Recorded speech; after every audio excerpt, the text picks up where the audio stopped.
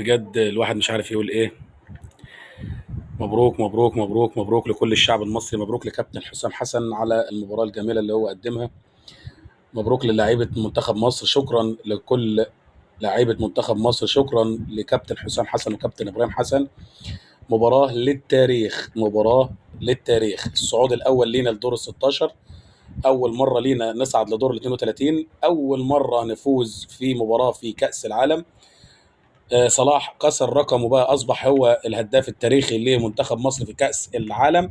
بطولة كلها انجازات، بطولة كلها اعجاز، بطولة انت قدرت فيها ان انت تعمل كل اللي تقدر عليه. كابتن حسام حسن عمل كل اللي يقدر عليه. شكرا ليك كابتن حسام حسن، شكرا للفرقة كلها، شكرا لكامل الفرقة، من شوبير لهاني لياسر لرامي حافظ، مروان امام حمدي صلاح مرموش زيكو، هيثم اللي نزل لاول مره ليه مع منتخب مصر، حسام عبد المجيد تريزيجيه حمزه عبد الكريم، محمود صابر زيزو اللي لعب قبل كده برغم اختلافي معاه وفي اسلوب لعبه وفي طريقته، الشناوي محمد الشناوي.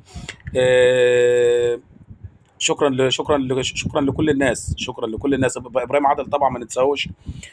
شكرا لكل الناس، شكرا لكابتن حسام حسن اللي ما كانش حد واثق فيك ابدا، بس انت قلت وعملت، قلت ان انت قادر وعملت، قلت ان انت جاهز وعملت، قلت ان انت هتقدر تعمل فرقة وهتقدر تكسب وعملت.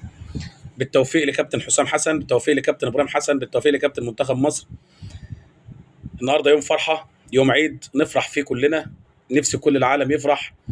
الاعلام اللي شفتها في المباراة لاعلام فلسطين، شكرا لكل الناس، شكرا. ده فوز لينا مش لمصر وبس، لا ده لكل العرب، وكل العرب المفروض يتبسطوا من فوز منتخب مصر ومن صعود منتخب مصر. شكرا كابتن حسام حسن، شكرا على المباراة الرائعة، المباراة اللي انت أدرتها إدارة كاملة، وهينزل فيديو عليها إن شاء الله، إدارة كاملة للمباراة من البداية للنهاية. شكرا كابتن حسام حسن، شكرا لمنتخب مصر.